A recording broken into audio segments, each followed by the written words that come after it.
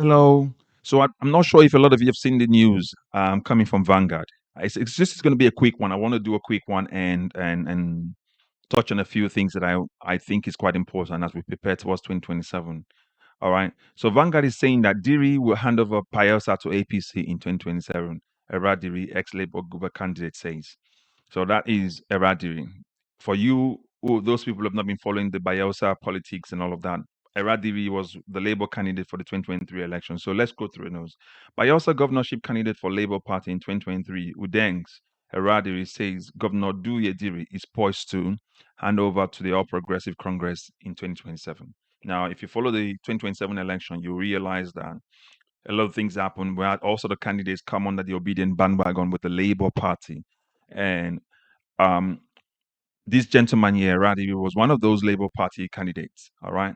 So let's continue with the news. Eradiri, who recently returned to the fold of APC after losing to Diri, said that there is an alliance between Diri and the APC-led federal government to develop Bayelsa, what Diri will hand over after completing his second tenure in 2027.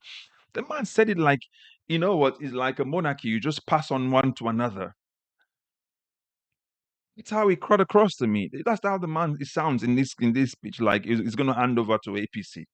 The man, the current governor is a PDP person, and he's saying you just move from Labour to APC, and then you say the current governor is working together and had a pact with APC to return power to APC in 2027. Okay, let's continue. So Governor Diri is in a political pact with us in APC to collaborate to develop the state, and in return, we'll hand over to the APC in 2027. Diri is working with us in APC, and we are happy with this massive road project to connect rural and riverside communities to the state capital. This is a former governor and candidate talking about an opposition. About PDP. Diri is working with us in the APC, and we're happy with his massive road project to connect rural and riverside communities to the state capital. These roads and infrastructure projects currently ongoing would help us to focus on other areas when APC takes over in 2027, Eradiri said. Eradiri, who is a former commissioner of youth and later environment in Bayelsa, urged members of the APC to respect the pact and stop antagonizing the Diri-led administration. I call on APC members in the state to stop throwing stones and casting aspersions on the Diri-led government. And this is a new dawn. Bayelsa has moved from playing opposition and is now in alliance with APC at the center, Eradiri said. According to him, Diri's foresight is to partner the president Tinubu-led APC federal government is commendable and was already yielding visible results across the state, especially in the Aggie Road and Deepwater Seaport, Nembe Bras Road, amongst others. APC members in Bayelsa should respect Governor Diri as their leader and is working already with the APC-led federal government to hand over, see, hear this, and to hand over to the APC in 2027. That is if it does not join us before then, Eradiri said. Mr. Daniel Labra, Chief Press Secretary to Bayelsa Governor, who called on into the program, acknowledged the collaboration of the Diri administration across party lines. He noted that Diri ceded 3 slots in his cabinet to the APC, but remains a PDP governor. This is Nigerian politics. Sometimes you can tell how they do their transaction. It doesn't make any sense.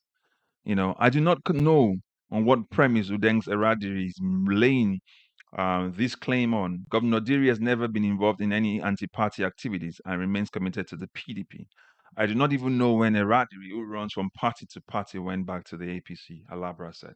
Now, the reason why I got so particularly interested in this news is because of this party hopping of Nigerian politicians and some of those shafts that we collected that the Obedient family got from other party during the 2023 election. You knew they were not qualified, but Labour just needed to put candidate and fielding candidates.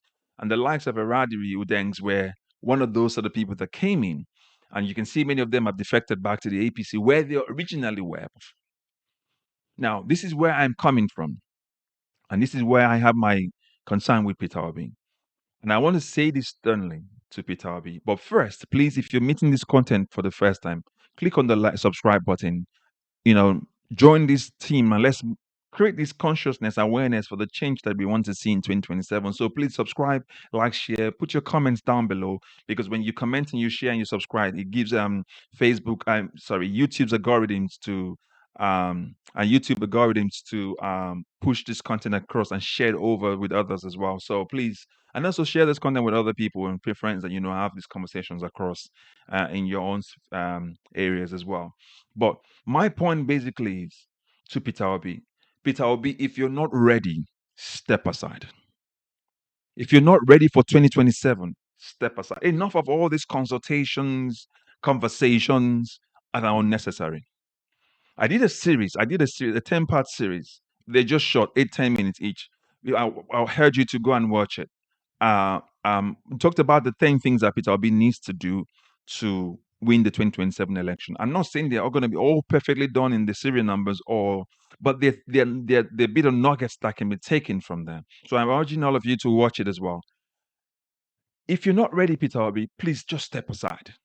Let us now start looking for viable candidates who can help the process and help us unseat these corrupt politicians who are there.